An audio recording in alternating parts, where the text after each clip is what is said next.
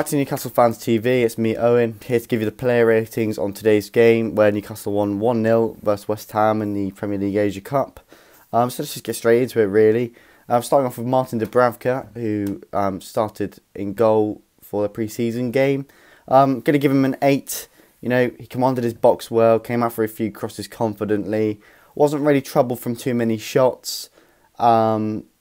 Had one little slip up, but he still managed to come away unscathed from it. Still managed to cope with the pressure really well.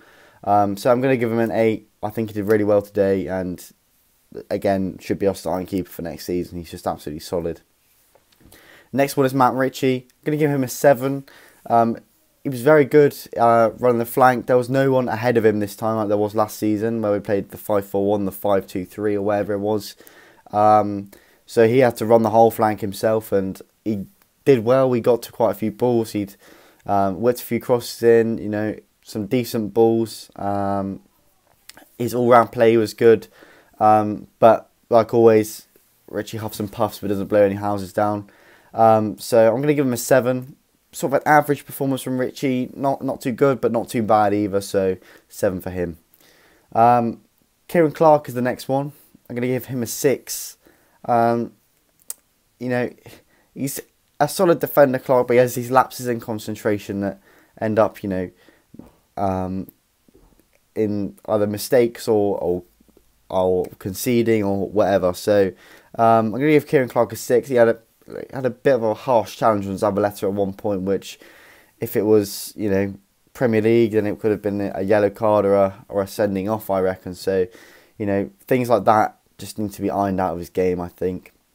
The next one is Lascelles. I'm going to give Lascelles a 7.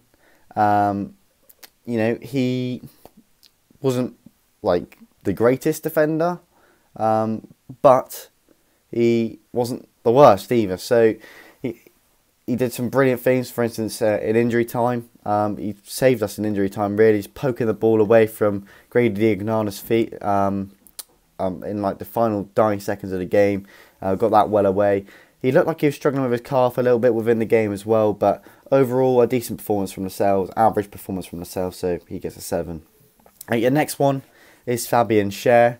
I'm going to give Fabian Schar an 8, plainly because he just gave us a little bit of attacking influence, that more push up the pitch. He was the best defender on the pitch in my opinion. You know, he's more than just a defender in the way he can bring the ball up from the back. He can ping the balls diagonally across the field. Just gives us that little other option, and it was refreshing to see Schar back in the lineup today and to see his beautiful face on the pitch again. Next one is Jamie Sterry.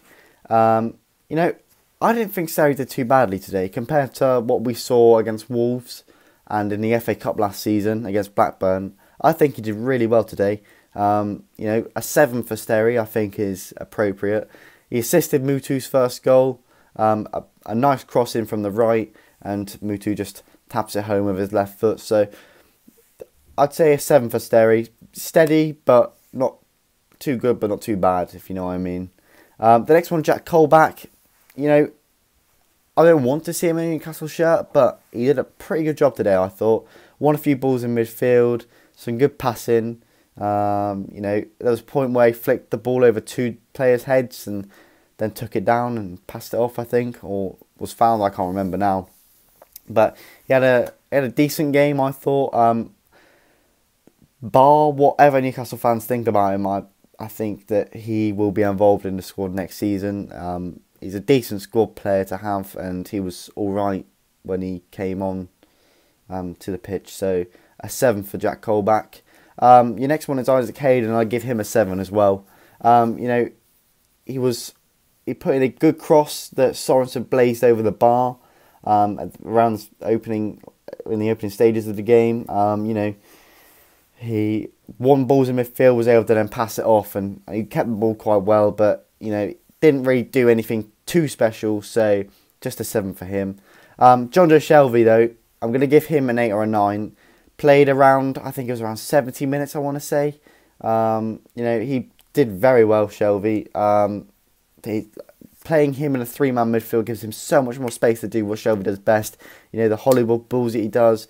He his passing was excellent today. I think we're seeing Shelvey at his best again, something we didn't really see under Rafa in the latter stages of Rafa's reign. So, you know, I'd love to see Shelvey really knock it on this season and really, you know, really push on to like, you know, get into some really good form and play his best football that he's played for Newcastle.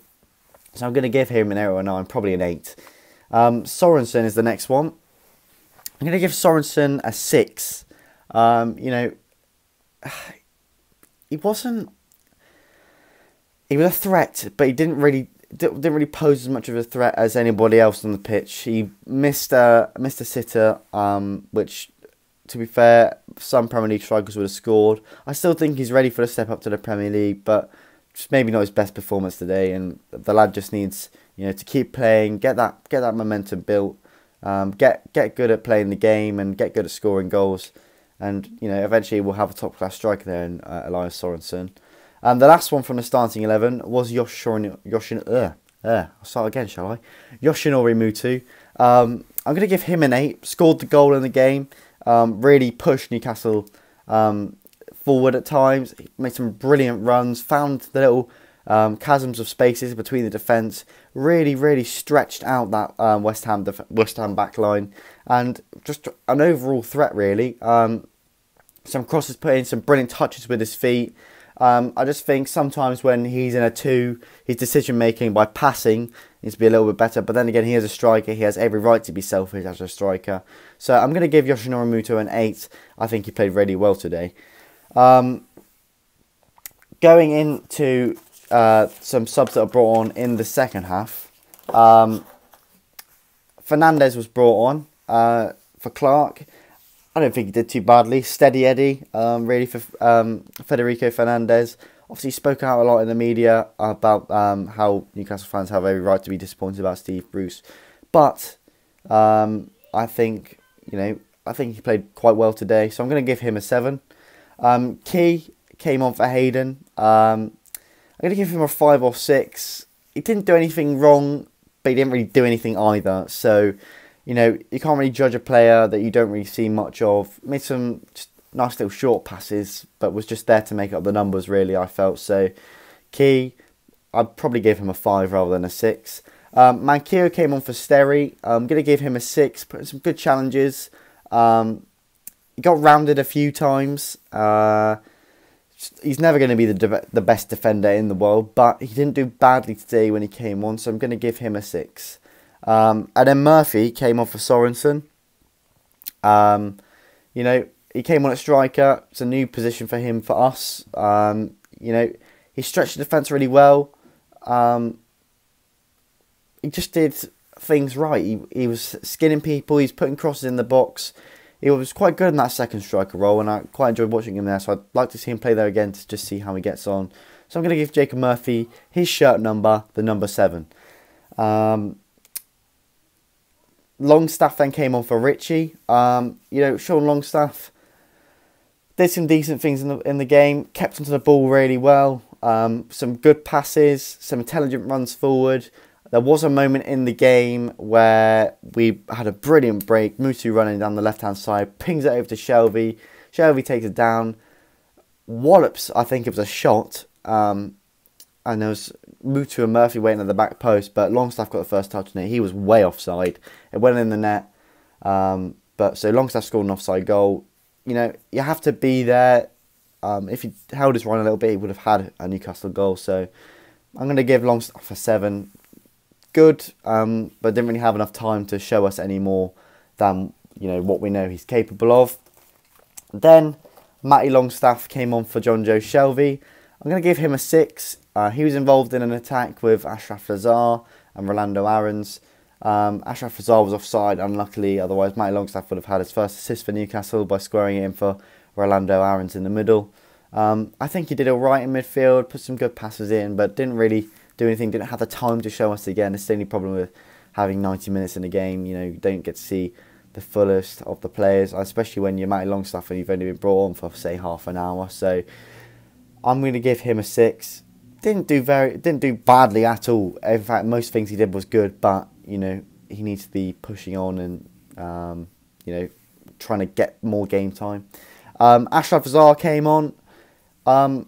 People slate Lazar all the time. I know Lee in the video the other day is saying please not Lazar, but I think in left wing back, he was just astonishing. Really, I felt. You know, he did some good things going forward. There was a nice bit of skill from him at one point in the game.